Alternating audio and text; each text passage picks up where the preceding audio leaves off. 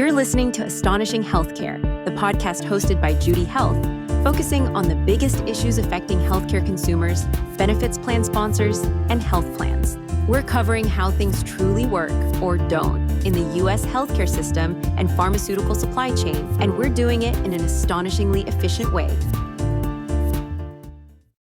Hello, and welcome to a special New Year's episode of Astonishing Healthcare. I'm Justin Vineri, your host and Senior Director of Communications at Judy Health. And I just want to extend a big thank you to you, our audience, for tuning in over the last 2 years, or welcome to the show if this is your first time listening to our podcast. We're bringing you 2 lists today. Everyone loves lists to start a new year, right? So we're doing a virtual roundtable here of most astonishing things people have seen over the last year. So top most astonishing things of 2025. And then everyone's giving us a prediction too. So you'll get a list of predictions for 2026. We're going to kick off this episode with Jeff Hogan, who we've worked with as an advisor for years and has been on the show several times.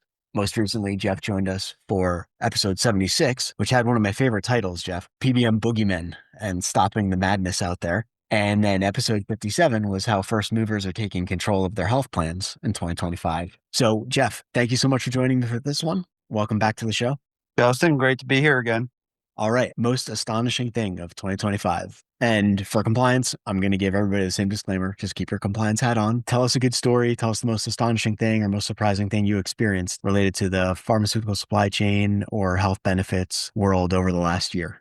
I think in general, having been in healthcare literally for 4 decades, the most astonishing thing by far for me is the extent and scope of the displeasure that's been shown about healthcare in the marketplace. I think literally we've finally hit that proverbial tipping point where people have just had enough. They're sick and tired of not only the system itself, and the bukas who we've seen, in this market and consolidating the market for a long time. They're sick of the cost. They're sick of the fact that they don't have access to care because their deductibles are too high and their premiums are too high. This year, astonishing, I saw the first $70,000 family plan on a jumbo group as well. The extent and scope of displeasure is unlike anything that I've seen before in my career.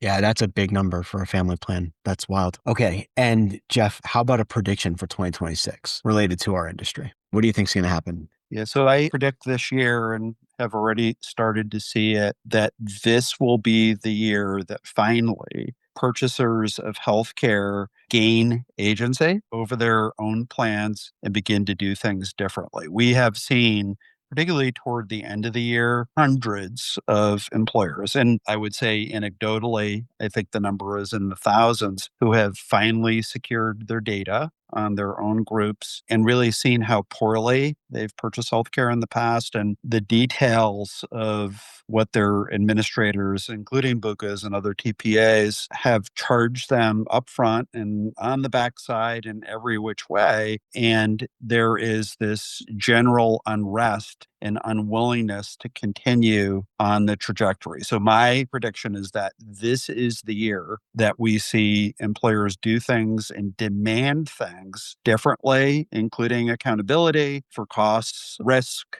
all of the features of healthcare, including what their brokers do or don't do for them, what their TPAs do or don't do, what their PBMs do or don't do. We are finally seeing purchasers assess the resources that they need to manage their plans most appropriately. Number one. Number two, on the care delivery side, we're also seeing health systems, big health systems who are predominant employers in their areas, start to look at their own plans as a way to look at the purchasers that are in their catchment zone as well to find ways to direct contract. This will be a big year for direct contracting and direct relationships between care delivery and purchasers. That's my prediction. How do you think we measure whether you're right or wrong on that one? I know there's a recent KFF survey out there that's about the PBM industry, shows the same stat in a different way, of course, that everyone knows the big three have 79, 80% market share. Finally put a dent in that in 2026? Yeah, so it's a really good question. I would say that the jumbos, the Fortune 500 companies, even large employer groups and Taft-Hartley groups are the first movers in this space. They continue to be. I mean, you've seen it with Capital RX, with your own customers, the employers who wanted to do things differently. They started with their PBM. Why? It was the hardest thing to look at. It was the most opaque aspect of their spend. The trend factor that often was double other diagnostic cost categories, the area that created lots of catastrophic risk, even on the med pharmacy side, certainly a driver of costs that they needed to tame. And many have done that. Many have done it successfully and now are saying, all right, game on. We're going to do the rest of our plan. We're going to look at health services. We're going to look at our medical costs, just like we looked at our PBM in a very transparent, contractually focused basis. And we're going to take control. And the jumbos have done a really great job. They've got the ROI to show it's worth it to go through this process. I think those are going to be the ways that you measure whether this prediction works or not. All right, Jeff, thank you so much. Happy New Year. I appreciate you coming back on the show for this quick one and look forward to staying in touch. Thanks, Justin. Next up, we have none other than our General Counsel and Chief Compliance Officer, Lloyd Fiorini. Lloyd actually hasn't been on the show in a while, but he almost had an incredible Stanley Cup prediction last time he was on. The Oilers came very close to actually hoisting the cup. That was episode 15 on PBM legislation, contracting, and more. Lloyd, thanks for joining me today. No, it's good to be here. So my two questions are, and we'll start with the first one. What would you say the most astonishing thing is that you saw? And this could be good, could be bad, could be just surprising. Just tell us a good story of something that caught your eye and made you think over 2025. Well, I guess the positive is how quickly AI is changing healthcare, right? I didn't think the speed would be as quick as it has been, which has been a surprise to me. It's positive, I think. It's going to help. I think from the negative side, it's unfortunate that the federal government hasn't implemented PBM reform yet. You know what I mean? It's like the one thing that unifies the Democrats and the Republicans, but it still hasn't gotten across the finish line yet. So that's a surprise to me that we're still in the same position we are now at the federal level. But the states are, showing their innovation and desire to change. And so their reform has been cutting edge and, trailblazing. So maybe the federal government will catch up. Got it. And just curious, what about AI has been so surprising to you? This the speed you said, but then are there particular functions that you see things changing in Well, healthcare? I just think it's being adopted everywhere. And I just see it changing how we do business in a very positive way. That's awesome. And then my second question to you, which is a prediction for 2026. Give me your best crystal ball prediction for what we'll see related to our industry, health benefits, pharmaceutical supply chain, and of course, who do you think is going to win the Stanley Cup?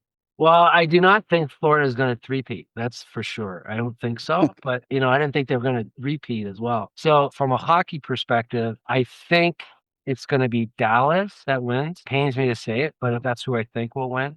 Nice. Old North Stars get a cup. It's good. Yes. The North Stars will rise again. But, I'm really optimistic that there's going to be major reform in how drugs are priced in the new year. Not just Trump RX. I'm optimistic it's going to go beyond that. And that's my dark sheet type of prediction. I just see something happening more in that area than what we've seen so far. And what we've seen so far includes stuff like mandatory NADAC and price transparency related, reporting and audit requirements and things along those lines. Well, yeah, but you see, like if you look at Trump RX, like they're dancing around the fringe of cash pay and whatnot. And I sense they want to go deeper. And so can they bring to the marketplace transformational pricing throughout the whole market, including health plans, employer plans, as well as cash pay patients? That is what I think they want to do. And I think they're going to do something in the next 12 months. Lloyd, thank you so much for joining me today and sharing your most astonishing thing of 2025. That is definitely an interesting prediction for 2026. So look forward to seeing I don't know if it's going to be right, but I'll put some money on that. You know what I mean? Awesome. Happy New Year to everyone, Justin. Thank you. Take care. And next up for our special episode here, we have Nick Welly. Nick is partner and chair of the health benefits practice at Foley & Lardner. He was our guest for episode 52. ERISA Insights, Challenges and Compliance in Modern Healthcare nearly a year ago, which is kind of insane. But Nick, thanks for coming back on the show, and thanks for sharing a couple of observations and a prediction for 2026 on this New Year's episode. You bet, Justin. Thanks so much for having me on again. All right, first, most astonishing, surprising, interesting, something you saw, read, experienced in 2025 related to the business of health benefits, pharmacy supply chain. Share a story with us. Yeah, so I think when I look back on 2025, I have two big observations that I think sort of shocked me or I just can't get over. And we can talk about both of them or one of them if you want. But the two for me is one, how creative and dare I say aggressive the entire self-funded health benefits industry has gotten to try to bend the cost curve and still not sacrifice on quality of healthcare and drugs. And the second thing I think is the last 12 to 18 months, the limelight that's put on fiduciary duties and fiduciary duty lawsuits and new laws and sort of rubber hitting the road where we're actually at when it comes to enforcement and teeth and whether we actually saw any big, huge consequences. So those are the two big ones I've seen. Happy to tackle one or both of those. They're related, right? So Yeah. maybe we'll tackle the latter. What shocked you the most or was most surprising about the fiduciary obligation? I mean, we've been talking about the CAA and how that laid this out for 3-4 years now. Yeah. So I have, of course, at my core, I'm a dorky ERISA lawyer. And every ERISA wonk has to say, like, if you have an ERISA health plan, employer-sponsored health plan, most of them are subject to ERISA, you are subject to fiduciary duties. And some service providers are as well to a certain extent. And that is the highest duty owed to the land. And it's no joke. And so I don't want anyone to yell at me for what I'm about to say. But what I've seen so far is we've had multiple lawsuits where plan sponsors have been sued based on fiduciary standards. We have state laws opposing fiduciary standards. We have lots of draft bills in DC floating around trying to enlarge or heighten the fiduciary responsibilities as they attach to employer-sponsored health plans, right? But my point is, so far, we haven't actually seen the hammer drop in terms of actual enforcement. Again, if you look at a legal chalkboard, we have ERISA duties. These are very important duties, and these are things that we need to uphold, and we all need to consider as an industry. But in terms of everyone saying this giant ship that's been floating in the ocean is now going to do a 180 because of these fiduciary lawsuits and the new rules that have come out, I haven't seen that yet when it comes to true practical consequences. And maybe it does in the future, but at this point, the courts seem to be saying, you guys have not shown us enough concrete injury. We haven't seen anything in terms of having significant legs yet. We've seen some bipartisan stuff, but nothing have significant legs yet to make it to the finish line on the federal level to enlarge these fiduciary responsibilities. And in the states, we have sort of a patchwork of some fiduciary responsibilities for PBMs and service providers. But my ultimate point is I have not seen the hammer drop huge or immensely from any regulator, from any court decision in terms of penalties or massive damages. So I don't want to minimize these important fiduciary responsibilities that continue to attach and have attached for over 50 years in this industry. But I do think as much as we've talked about it, we haven't seen a lot of practical teeth to this discussion yet. All right. And how about a prediction? What does Sure. your crystal ball say for 2026? So prediction wise, I think I have two big ones and they're sort of hand in hand. But the first one I'll start with is I think this is the year of the cash price and the winding down of the value of the rebate. And I think because of GLP-1s, we all talk about GLP-1s and that's sure is not a fresh topic, but I do think it illustrates something that's really important. And that is everyone and their grandma wants to talk about GLP-1s. If you look at studies, depending on how wide of a scope you go with in terms of eligibility, 30% of a health plan population may be eligible with GLP-1s. In most studies I see, it's only like 8 to 12 to 13% are actually on them. We now have an FDA-approved pill form of GLP-1, costs less, will be more popular, that's for sure. And so GLP-1s aren't going away. And they're so popular that it really put under the microscope, what's the actual cost of this drug? So you can go on and get a GLP-1, let's say for $300 on Trump RX starting January 1, or through a direct-to-consumer program, or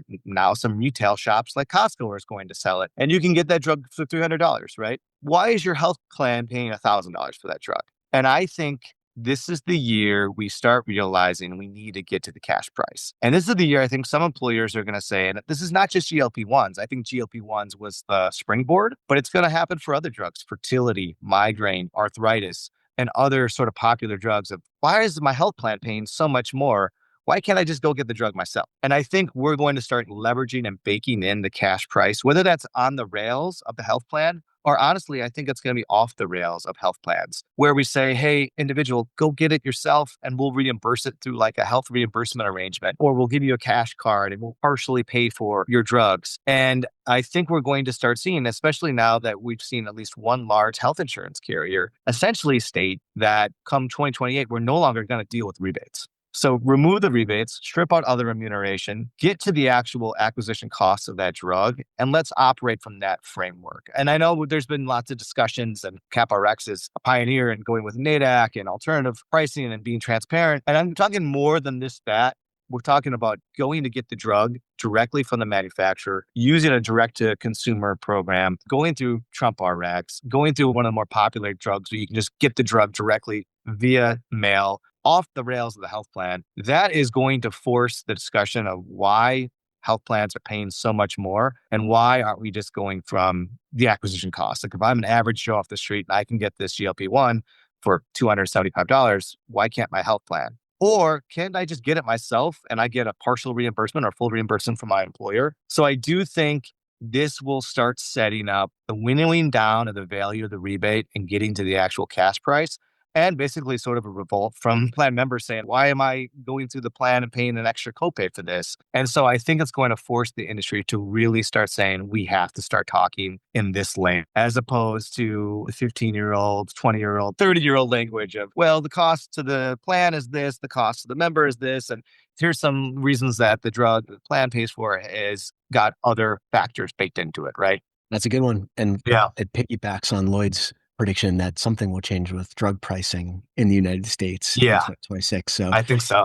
I think we'll see some momentum for acquisition cost plus transparent types of drug pricing. That'll be cool. Yeah, I think so. And sort of in that vein, I also think we're going to see more consumer-driven accounts, consumer-driven healthcare, and consumer-driven health benefits, which is a big priority of this administration. And I think it's highlighted by the spike of employers taking individual coverage health reimbursement arrangements, known as ICHRAs, and saying basically, I'm done with the traditional group game. It's time for me just to give some pre-tax money to my employees and they buy the coverage that they want. And I think that's part and parcel with this whole idea of I can go out and get the drugs myself. And sort of the educated consumer-driven experience, I think we're going more and more that direction. I think we're going to see it big time come 2026. All right. Nick, thank you so much for taking the time today to share a couple of observations from the past 12 months and your predictions for this year. Yeah, just don't play them again in 2027 if I'm completely wrong.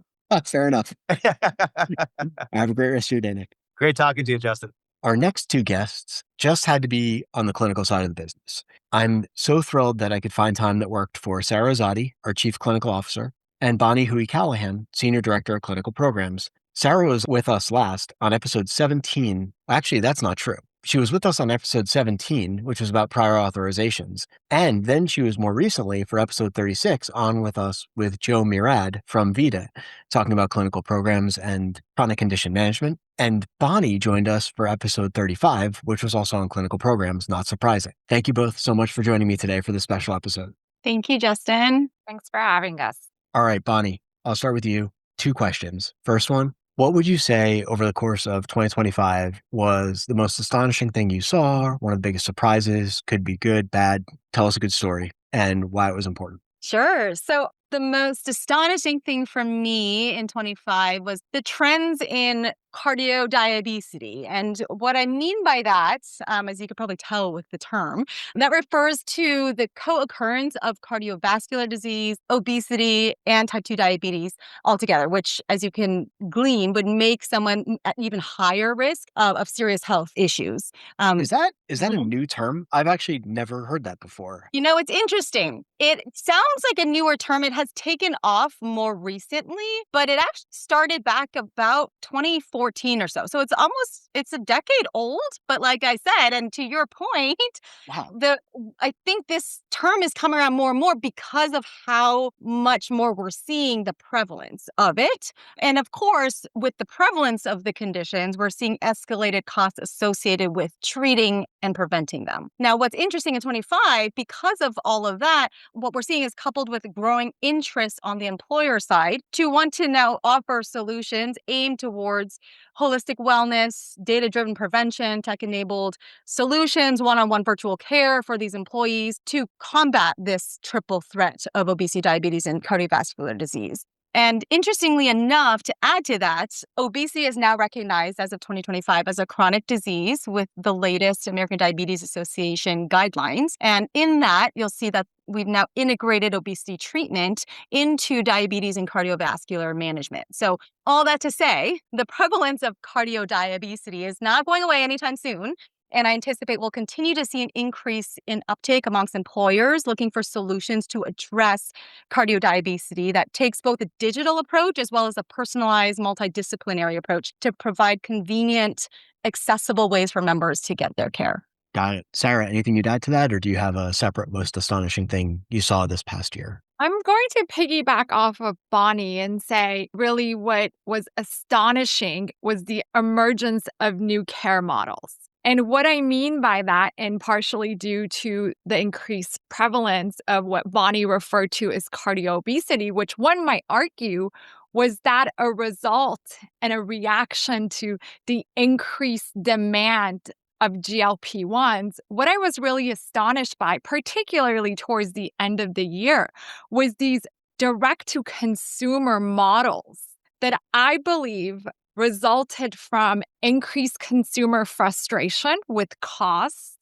and barriers to care, coupled with what Bonnie was just talking about. And a market that is really ripe for innovation, where there is so much more emphasis on transparency, where for the first time we're having honest conversations across the board about who is making money at what intersection of the supply chain. So you have this increased prevalence, increased demand, more spotlight on some of the bad actors out there, and then this fast emergence for the first time of direct to consumer products at this great scale where you see pharma really working alongside some of these point solutions and going and targeting patients directly. So that was astonishing how fast they're really able to get that up. And people are really taking advantage of the different options. And going to your next question, just,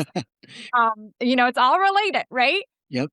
Employers want a piece of the pie. They like the simplified model. So what's really in there for employers? And not to get too far ahead of myself, but the question always arises, well, what is the benefit? Do these drugs really work? Do these drugs reduce total cost of care? And so I think what I would find astonishing for 26 would be bringing in medical and pharmacy and looking to see if the total cost of care is reduced. Oh, that's interesting. So that's definitely a trend to watch for 2026. How about let's dust off the crystal ball and go for an official prediction for 2026.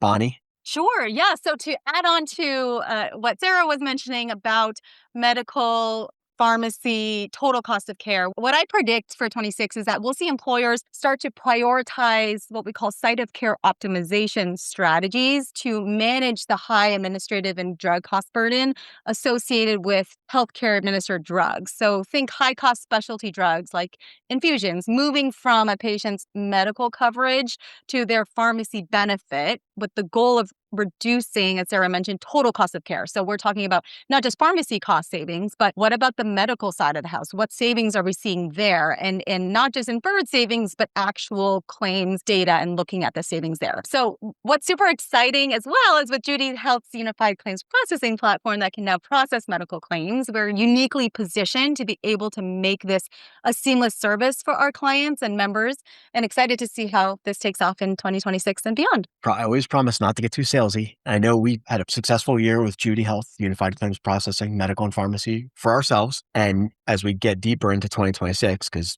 it's January 2nd, Do you see the potential for others to look at, there's 3-ish years of data, maybe 2 with GLP-1s and using them for weight loss and trying to look at the quote unquote ROI and how this has impacted these businesses that have chosen to cover it?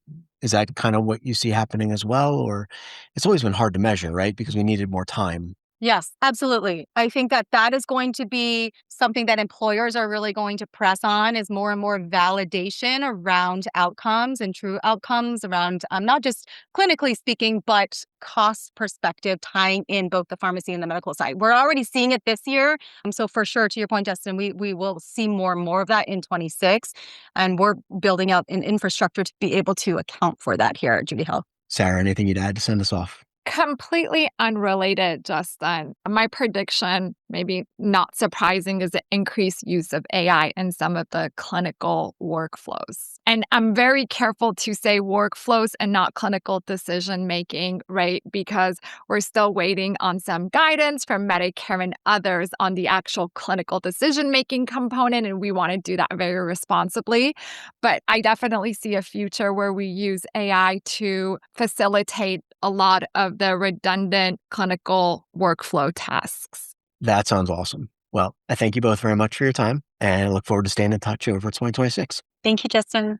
And finally, I'm in the virtual studio with the one and only Ryan Kelly, our Chief Technology Officer and co-founder, who I try not to bother about content because he's responsible for building Judy, the brains of our organization, as AJ likes to say. And I can give a mini kudos here. I don't really have to bug him because he's got people like Kevin Sundquist and Leah Lamsadze on his team, just to name 2 of the many product folks who have been on the show for episodes like The Story of Acclaim, Building Judy Health, etc. Ryan, thank you for joining me today. Justin, thank you so much. It is a pleasure to be here. So back on episode 9, it's a long time ago, you're on the podcast, your first 10 episode guest. You said you were going to build the first ever unified claim adjudication platform. And we did. So I'm pumped to hear your most astonishing thing for 2025 and then a prediction or 2 from you for 2026. So first question, what's the most astonishing or surprising thing you saw, read, experienced in 2025 related to the business or industry? Can be good, bad, thought-provoking, whatever. Tell us a good story. So for me, the thing that is most astonishing over the past year has really been this swing, as it were, of the pendulum of power away from PBMs and in the favor of pharma. Noticed a trend, especially related to the rise of GLP-1s, where the viewpoint in general, public perception and pharma included, is that pharma, their negotiating power and their tactics are much improved versus where they were a year ago. And I think this trend is a necessary and natural trend. Pharma had been beaten up, I guess, and abused by PBMs for perhaps far too long. And it'll be interesting to see where in 2026 the ultimate balance of power lies. That's a good one. It definitely seemed like some things finally happened last 12 months that sort of fueled that shift. And I think on our previous guest on this episode talked a lot about the dissatisfaction with costs and access and how those things finally came to a head. So yeah, it's a good one. The other thing that I do want to kind of pull a little thread on, you had mentioned unified claims that we had talked about so long ago. I'm not going to say that I'm astonished because I do have a great team and we do build really great products, but it has been so far a very successful first year with unified claim. And I'm super, super excited to see what that brings us in 2026. And I know we always have our annual watch party, which Leah mentioned a couple episodes ago, and there were no medical claims. So you must have been like, wait, when is this? When this is going to come in, right? Like, how is this going to work? So it must have been nice to see one cross and process. So give us a prediction for 2026. Dust off your crystal ball. And if you want to give us 2, since Lloyd offered up a sports one, that's totally fine. Fair game. Yeah, I have 2 predictions for 2026. I think that the national conversation around drug pricing is going to grow even stronger. And as I mentioned before, the balance of power is going to continue to swing back towards pharma. The launch of oral GLP-1s, I think, is going to be a very important factor in this overall conversation. A recent article that I read indicated that under a new definition of obesity, 75% of Americans would be considered obese. So if interest in a new definition like that does happen to take hold, these products become even more important to the overall health of the nation. And I really think that the big conversation piece, much as it was this year with injectables, is going to be oral GLP-1s come 2026. Now, for my fun prediction for next year, Okay. I am going to make a sports prediction. I'm not a huge sports fan, but the Bills have been having a really great season so far. I'm a knock on wood as I say that. And my prediction is that the Bills will win the Super Bowl. And that's a tribute to my mom, who was always a big Bills fan. All right. Josh Allen gets a ring. Good stuff. Ryan, thank you so much for joining me in the studio for this special episode of Astonishing Healthcare. And thank you all for listening over the last 2 years. And we look forward to an exciting 2026. Pleasure to be here. And thank you so much, Justin. Thank you for listening to Astonishing Healthcare. Head over to judy.health and visit the Insights section for show notes and other relevant content. If you like this episode, be sure to subscribe so you don't miss the next one. And definitely share the link to this show with your network. Have a great rest of your day.